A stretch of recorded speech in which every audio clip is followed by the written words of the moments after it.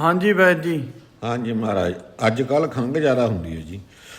ਖੰਘ ਵਾਸਤੇ ਮੈਂ ਤੁਹਾਨੂੰ ਦੱਸਣ ਲੱਗਿਆ, ਜਿਵੇਂ ਕਦੇ ਠੰਡ ਨਾਲ ਗਲ ਦੁਖਣ ਲੱਗ ਗਿਆ, ਖੰਘ ਹੋ ਗਈ, ਜ਼ੁਕਾਮ ਜਿਹਾ ਹੋ ਗਿਆ, ਇਹਦੇ ਵਾਸਤੇ ਨਹੀਂ। ਇੱਕ ਤਾਂ ਹੁੰਦਾ ਜੀ ਬਨਕਸ਼ਾਂ ਹੁੰਦੀਆਂ ਨੇ, ਘਾਹ ਜਿਹਾ ਵੀ ਹੁੰਦਾ ਉਹ, ਥੋੜ੍ਹੇ ਜਿਹਾ ਤਾਂ ਬਨਕਸ਼ਾਂ ਲੈ ਲਓ। किन्ने ग्राम जी? ਉਹ ਜੀ 5-10 ਗ੍ਰਾਮ ਲੈ ਲਓ। 10 ग्राम बनक्शा जी। ਹਾਂਜੀ, ठीक है। ਅਤੇ 10 ਗ੍ਰਾਮ ਵਿੱਚ ਉਹਦੇ ਤੁਸੀਂ ਪਾ ਦਿਓ ਸੌਂਫ।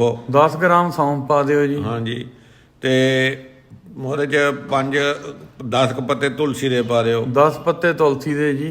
ਹਾਂਜੀ, ਅਤੇ ਉਹਦੇ ਵਿੱਚ ਥੋੜ੍ਹਾ ਜਿਹਾ ਕਾਲਾ ਨੂਣ ਪਾ ਦਿਓ। थोड़ा जिहा काला नून पा लो जी। ਉਹਨੂੰ ਕੁੱਟ ਕੇ ਉਹਦਾ ਕਾੜਾ ਬਣਾ ਕੇ, ਅਦਰਕ ਪਾ ਲਓ ਵਿੱਚ ਜੀ, ਬਸ ਉਹਦਾ ਥੋੜ੍ਹਾ ਜਿਹਾ ਅਦਰਕ ਪਾ ਕੇ ਉਹਦਾ ਕਾੜਾ ਬਣਾ ਕੇ ਲੈ ਲਓ। ਉਹਦੇ ਨਾਲ ਖੰਘ ਜ਼ੁਕਾਮ, ਗਲਾ ਖਰਾਬ, ਠੰਡ ਨਾਲ ਜਿਹੜੀ ਇਨਫੈਕਸ਼ਨ ਹੁੰਦੀ ਹੈ ਉਹ ਦੂਰ ਹੋ ਜੂਗੀ। चलो थानू ठंड तो बचाऊगी जी। ਹਾਂਜੀ, ਜੇ ਕਿਸੇ ਨੂੰ ਜ਼ਿਆਦਾ ਠੰਡ ਲੱਗ ਗਈ ਤਾਂ